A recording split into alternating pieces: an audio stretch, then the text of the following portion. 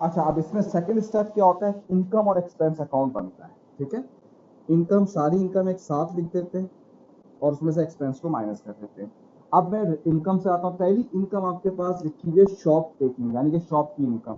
अब इसमें तो आ गया है आपके पास लॉस, तो वो एक्सपेंस हो जाएगा। अगर वो प्रॉफिट होता तो मैं उसको इनकम में शॉप प्रॉफिट से लिख देता। दूसरी आपके पास लिखी हुई है सब्सक्रिप्शन। सब्सक्रिप्शन आपकी इनकम है और उसका ओपनिंग और क्लोजिंग बैलेंस दिया हुआ है। जब भी किसी का ओपनिंग और क्लोजिंग बैलेंस दिया हुआ होगा, आप उसका बनाएंगे की अकाउंट। ये रहा सब्सक्रिप्शन। सब्सक्रिप्शन आपकी इनकम है। इनकम में आपको क्या लगता है, अप्पा A P P A, cash और बैंक इधर आते हैं और यहाँ पर आता है इनकम एंड एक्सपेंस अकाउंट। ठीक है, अब ये सब आपका बेसिक्स का पार्ट है। देख सकते हैं भाई, अक्रूड सब्सक्रिप्शन ओपनिंग दिया हुआ है 7,000 और क्लोजिंग दिया हुआ है 3,000।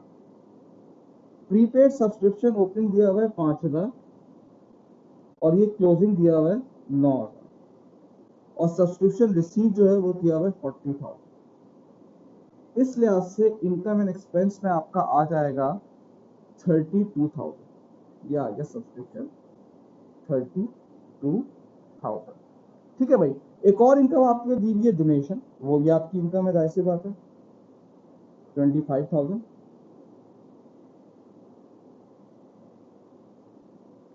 ठीक है भाई, और आपके पास दिया हुआ है मैच इनकम।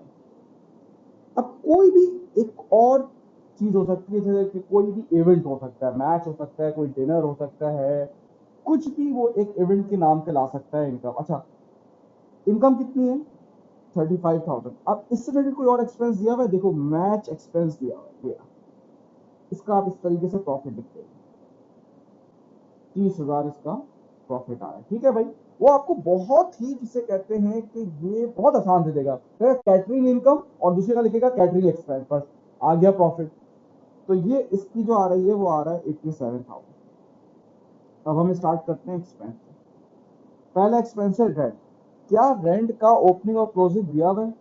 जी हाँ, रेंट का ओपनिंग और क्लोजिंग दिया हुआ है। जहां भी रेंट का ओपनिंग और क्लोजिंग दिया जाएगा हम टी अकाउंट बनाएंगे। टी अकाउंट बनाएंगे हम रेंट का।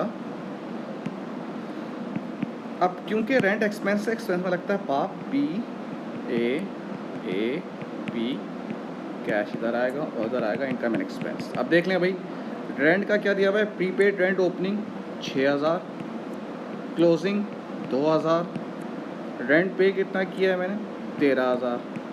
तो इनकम एंड एक्सपेंस में आ गया आपके पास 17,000।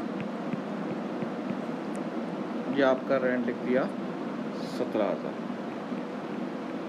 दूसरा एक्सपेंस शॉप वेजेस वो आ चुका है। परचेज ऑफ इक्विपमेंट में लेके जाऊंगा डेप्रिसिएशन के तौर पे, ये भी एंड में देखेंगे हम। सैलरीज पे आ जाते हैं। क्या सैलरीज का ओपनिंग और क्लोजिंग बैलेंस दिया हुआ है? जी हाँ, दिया हुआ है। फिर मैं इसका टी अकाउंट बनाऊंगा, P cash income and expense. Salaries का अक्रूड दिया हुआ है। अक्रूड ओपनिंग ये रहा 3,000, अक्रूड क्लोजिंग है। सैलरीज कितनी पे की है, 15,000। उसके लिहाज से आपके पास आ गया इनकम एंड एक्सपेंस में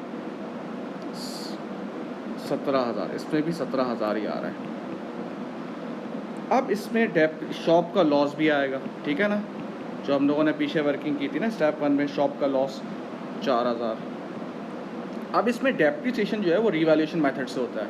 ठीक है भाई, अगर वो कोई परसेंटेजेस वगैरह आपको ना दे तो वो रिवैल्यूएशन मेथड होगा।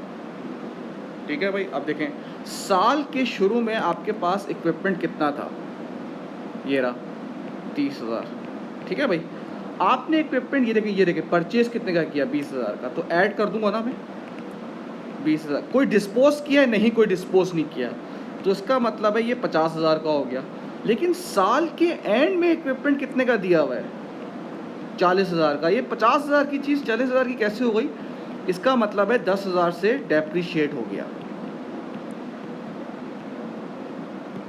तो ये बन जाएगा 48,000। इसको आप लिख देंगे सरप्लस, प्रॉफिट नहीं लिखेंगे, यही इसमें फ़र्क होता है।